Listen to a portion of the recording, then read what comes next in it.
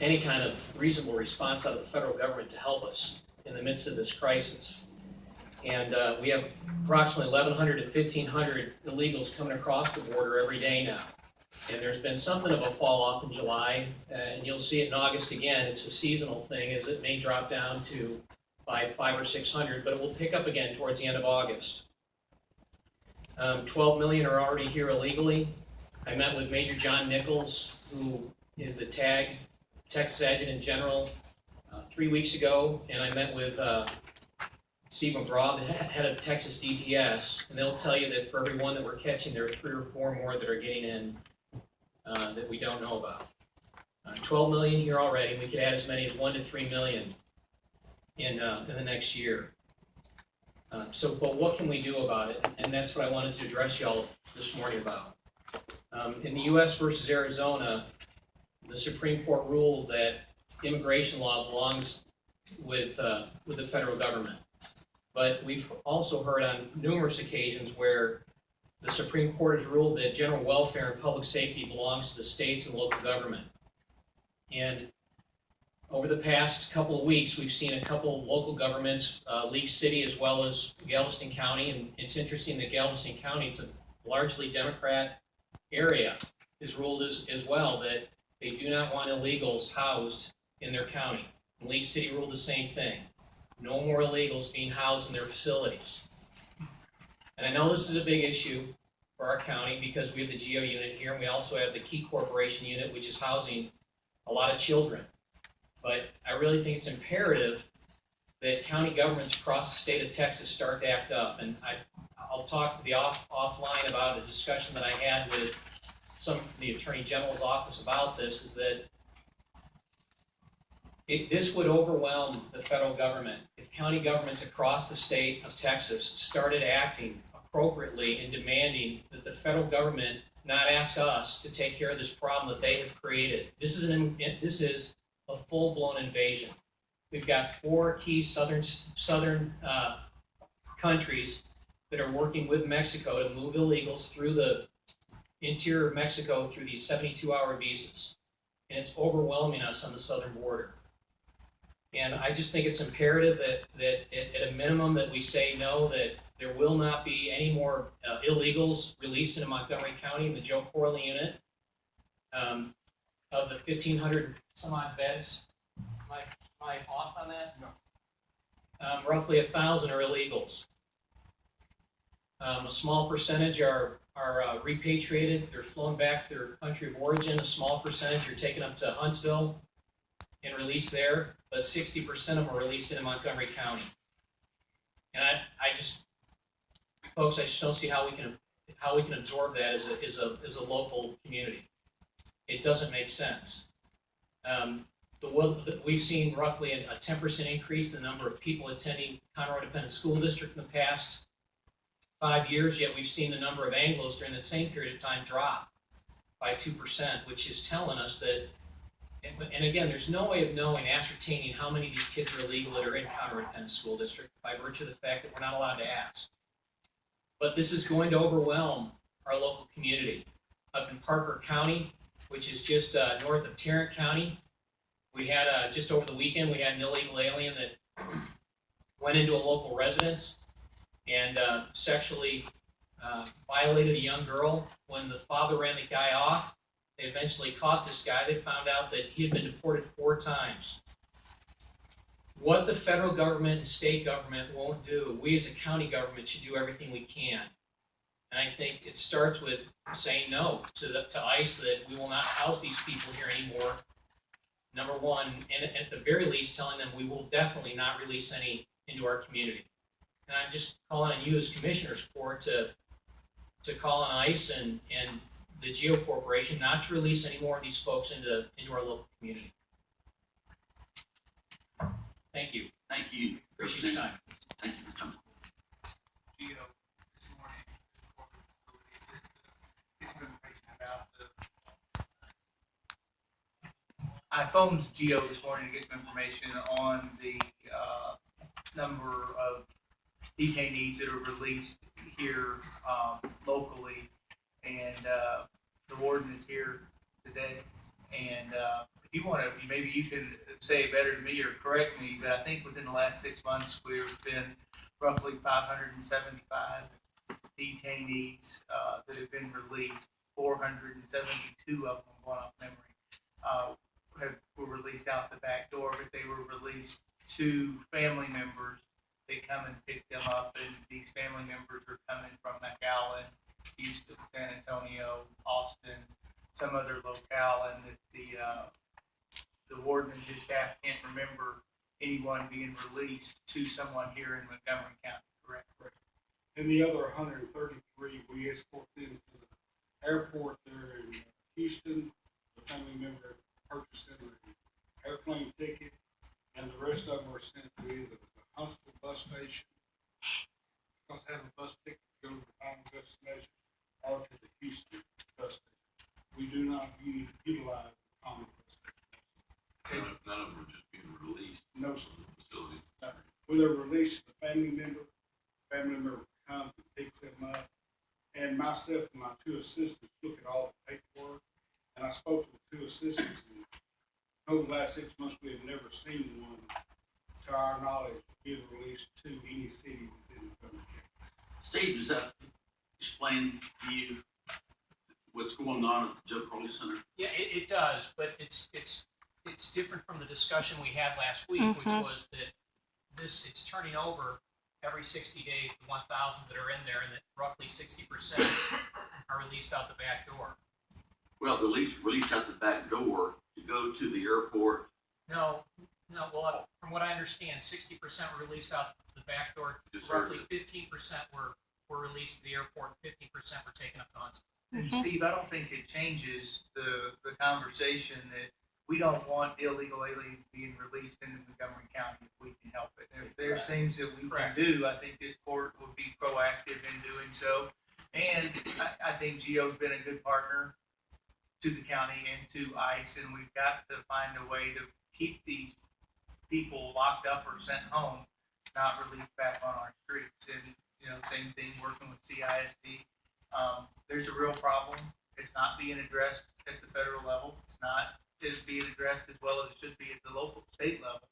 And so if there are things that this court can do to mitigate that, I think we're all ears. JD, do we have the authority to take any action? That's, to my mind, that's not something our office has ever looked at.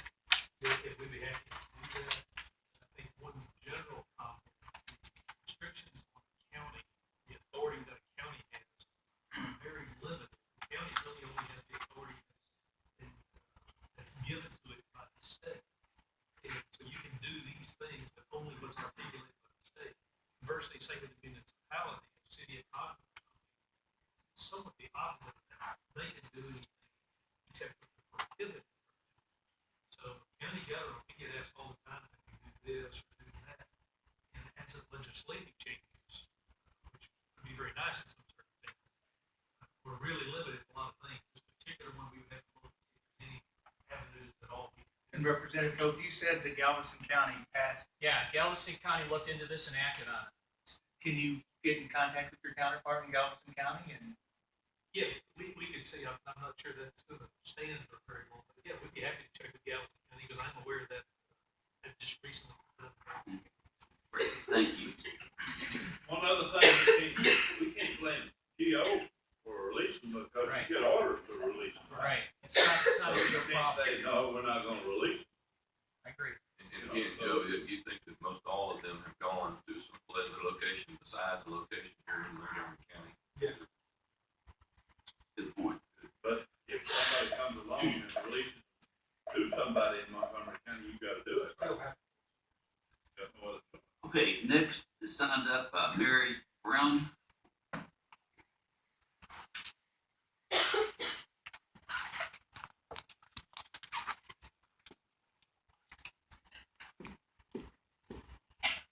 In view of just the statement you just made that they are released to people in Montgomery County, do you have any way of knowing if people they are released to are legal or illegal immigrants? Legal citizens or illegal immigrants? No, I wouldn't think they would. Therein is an issue. But also, this is concerning our health. because these people that come up here are, some of them have TB, some of them have all kinds of diseases, lice, I don't know what, but I know that in, school districts, my child was going to public school, she is now graduated, but, when she was going to public school, I could not, we changed school districts, I could not find her immunization papers due to the move. She had to go through and be re-immunized. And it's my understanding, these kids that come up here illegally don't have to do that. They just are released to the public school. They don't have to prove that they've ever been immunized, and they don't have to be, I mean, they're just, and my child couldn't attend school until she had these immunizations. These kids don't do that. They can just walk in there on the public schools. This, in addition to the financial stress it's going to put on our school district, it is going to impact everyone's health. Because if these kids are exposed in public schools, then they take it home and then the family has issues. I mean, it is totally unacceptable that we are allowing and giving illegal people, illegal means broke the law, and we're giving them more rights than our legal citizens have. This is unacceptable under any circumstances. And it is a public issue for safety and health. Man, we agree with you. There's no, Don't fund it. Don't allow it to happen. we don't If fund they it. cannot prove they are legal citizens, they have no right to be here. We're not funding one dime. Thank you. Thank you, ma'am. Denise Knobs.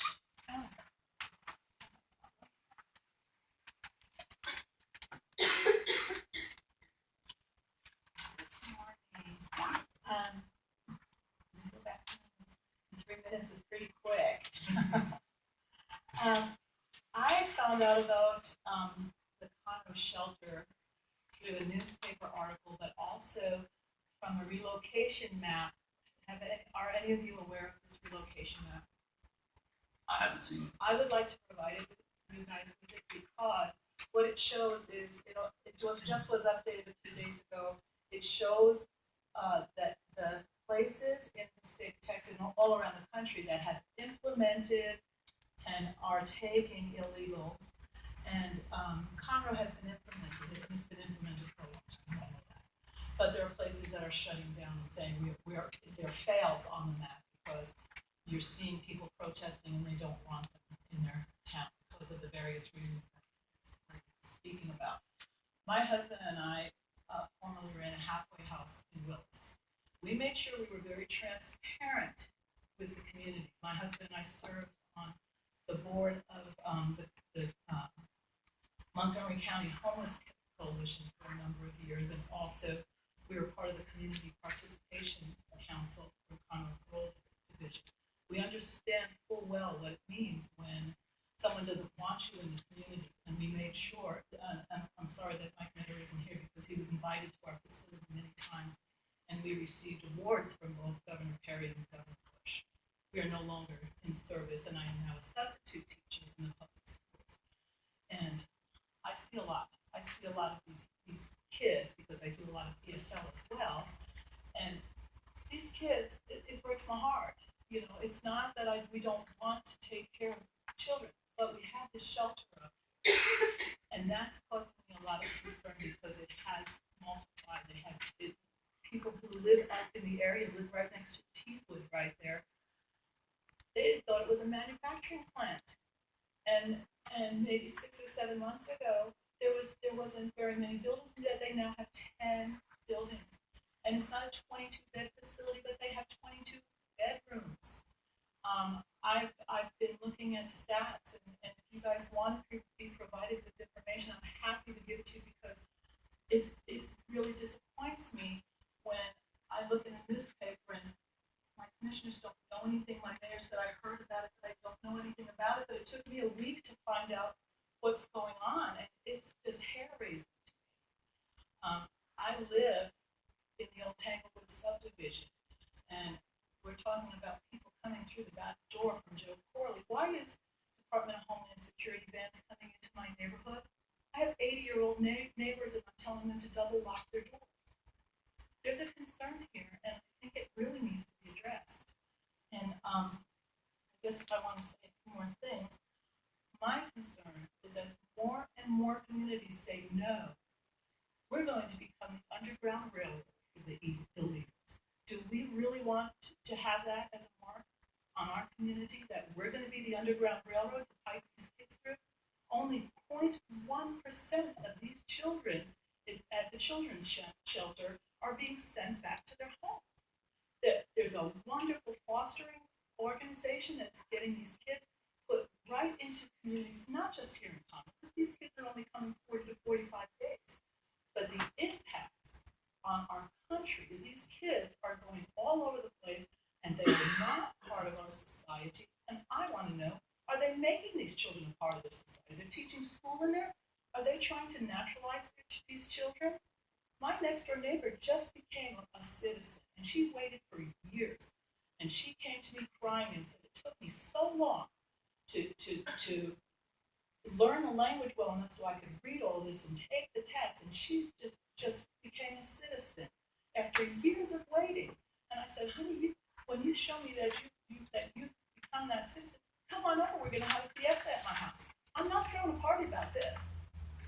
This is really going to impact our community if we don't do something about it. And I hope you guys do, because there's people, every time I tell people, they're wanting to go up there and protest at that place. And I said, you can't protest at that place. There's little kids there. So we need to be doing something. And I hope you guys will respond to that. One problem, Denise, is that this is a privately owned facility. They've asked for no money from the county. They're taking federal funds. Well, what We're all I'm saying paying for is, it. there's no way for us to even know that. So are we just gonna say we're not gonna do anything about it and just turn our faces and say, That's what we've okay, asked JD we wanna know how many they're taking, can we limit how many they're taking? Because they've expanded over the past 6 months. That's what we've asked JD to look into. I know I'm talking with Brandon Creighton, he sits on the Homeland Security Committee. He's talking with Congressman McCall, trying to find some people that will help us, give us tools for it. I'm Hispanic, I get a little inflamed, but you can imagine when I start telling other people how inflamed they get, and I'm trying to maintain. But this is becoming a very serious problem in the community, and I hope you guys, I'd be happy to offer you guys as much information as I've pulled up over the past 2 weeks. Feel free to be more than Okay? We understand and we agree with you. Who's funded this house? It's federal contracts. It's federal contract, It's a private corporation. but we have a lot of Federal information government where the gives them funding money. is. It's a private corporation, key corporation. And I can provide you with this map. We don't want Connery to be the Should be a hotspot. copy of the map. It was just updated a couple of days ago, and it shows all the implemented facilities and also shows the fails. And those fails are people from communities that are saying, "I'm not coming." They tried to get me started in Georgia, California, and they sent the buses back to Houston. And so now they're in Houston, where they come. We're seeing that. What we can do is balance that. Come in, look, start. Can I have this? Thank you very much. Your Honor, they reported 27 people that have fled the unit this year too, that have escaped. Through the Track Corporation, it's a non-profit, nonpartisan group out of Syracuse, New York, Syracuse University, that tracks all of these different homes. And this league line facility has had 27 escapees in the past 12 months. Yeah. All right, thank you, Steve. Do we have anybody else who would like to address the Commissioner's Court on any other thing? Yes, ma'am. Well, actually, I'd like, on this matter,